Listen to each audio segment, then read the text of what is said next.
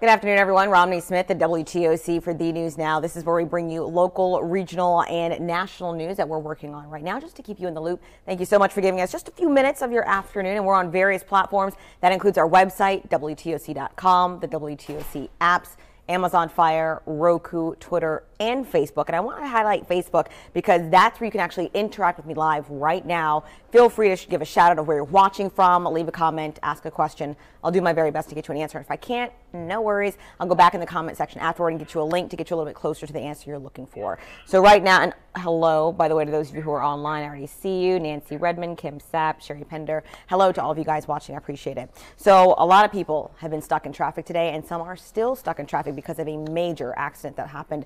According to the Georgia Department of Transportation, the accident was on I-95 southbound on Airways Avenue in Chatham County. All lanes, well, they're partially blocked right now. They were fully blocked earlier this morning. A lot of people were detoured off of Jimmy DeLoach, which is exit 106.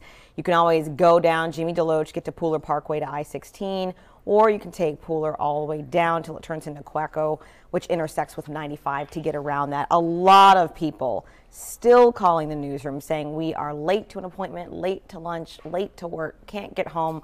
We understand and we appreciate your patience as law enforcement over there work to fix that solution. 2 vehicles were overturned and people had to be rescued from inside. So that's why they had to shut down the road completely. We know it's disruptive to shut down a corridor like I-95, which is a main artery in our area, but it was necessary in order to rescue those people. We are still working to learn the identities of those who were involved in the accident and the status of their health at this time. When we know, we will pass that along. 3 people are dead in Glenn and McIntosh counties following a standoff with a suspended police lieutenant, Robert Sasser. He was actually placed on administrative leave by the Glenn County Police Department last month after a domestic dispute with his estranged wife. So the standoff, ended early this morning in Brunswick. After a call about gunshots around 9 p.m. last night, officers responded and found a man and a woman dead. A DNR ranger actually stopped Sasser, who was leaving the area, but he was able to get out of it by telling a fake story and then driving away. Well, later, officials went to his home where they found him in a vehicle.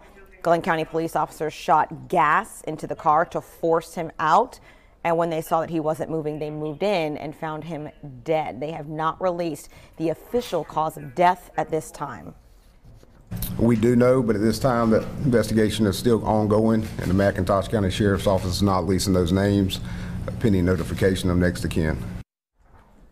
Officials say they should be able to tell WTOC who the 2 victims are by this afternoon. WTOC's Meredith Parker will have more on this story tonight at 4 and 5 and expect team coverage at 6, 7, and later on.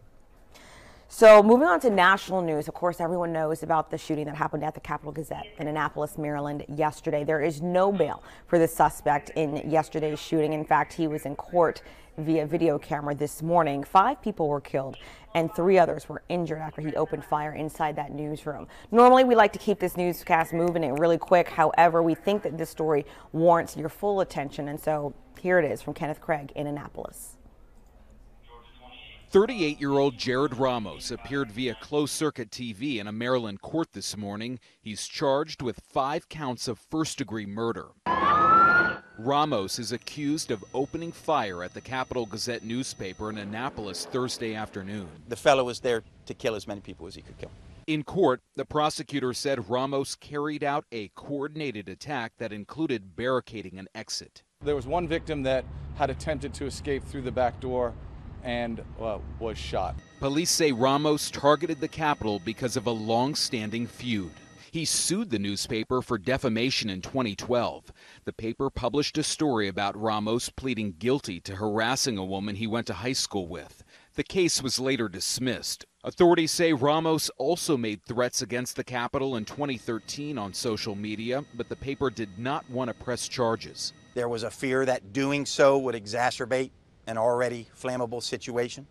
Just hours after the shooting, several Capitol staff members were seen working in a nearby garage. And today, the Capitol published its regular morning paper. Inside, you can see the opinion page was intentionally left blank to honor the victims. It says, "Today, we are speechless." Those victims include John McNamara, who was a sports reporter and the author of 2 books. He was working on a third about basketball. Features writer Wendy Winters was a mother of 4. Her daughter says she believed in never acting or admitting her age. A GoFundMe page created by a fellow journalist already has raised more than $100,000 for funeral costs.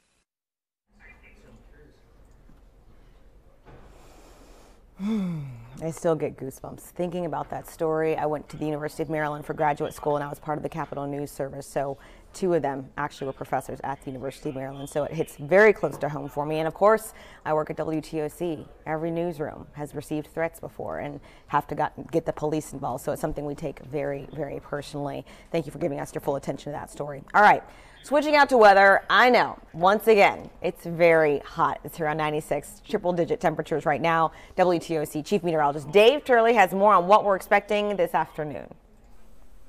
And good Friday afternoon, everybody. Chief Meteorologist Dave Turley here, talking about some temperatures. Already seeing some mid-80s out there, even 89 right now over in Beaufort. Feels like 90 in Sylvania, 92 Claxton, 97 right now in Beaufort, and the feels like projected temperatures as we go later in the afternoon could be up to about 106 here in Savannah, 107 over in Hinesville. So you need to be heat smart if you're out. If you're traveling, we don't want you to leave any of your children in the back seat. We want you to be aware of that. Make sure if you're traveling out there, check around the back seat of your car. Put something valuable in the back seat. Put a reminder sticker on your rearview mirror and do a little walk around to make sure you're not leaving any children in the hot car later on today. Now, even though we're hot, we're dry now. Checking out the hour by hour, we do expect some showers and storms developing, especially west of Interstate 95.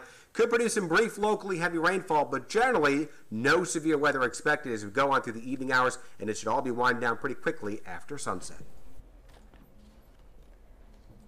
And we have a really neat opportunity to share with you. WTOC Celebrate the Summer Tour continues to roll on this afternoon. Our First Alert Weather team will be in Pooler at the Surf Lagoon from 4 to 7:30 p.m. The WTOC Storm Chaser will be parked outside, so that's pretty neat to see how they're able to forecast weather on the spot in the community. If you want to get a tour of that, it's really neat to check out and also meet the entire WTOC weather team. So we look forward to you guys coming out and meeting our team. I always tell you guys you can weigh in on Facebook with questions or comments, and I have gotten quite a few comments from you guys. Pamela Swing saying horrifying and shocking about that deadly shooting that happened at the Capital Gazette in Annapolis. Tabitha Spivey saying this is so sad. I used to live in Long County. Heartbreaking. Certainly agree. Thank you guys for those of you who are watching. Kay Smith from Southeast Georgia, Janet York from Northeast Florida. That's where I moved here from, so I love my Northeast Florida area. Nicole Sakiria saying hope everyone is okay with relation to that accident that happened on I-95. So we're still working and making calls about that. Thank you guys so much for tuning in. Appreciate it. We're going to get back to work. We'll have another digital update for you at 3 p.m. as always. If you want to stay in the loop, visit our website, WTOC.com, and our social media websites, Facebook, Twitter, Snapchat, and Instagram. See you in a bit.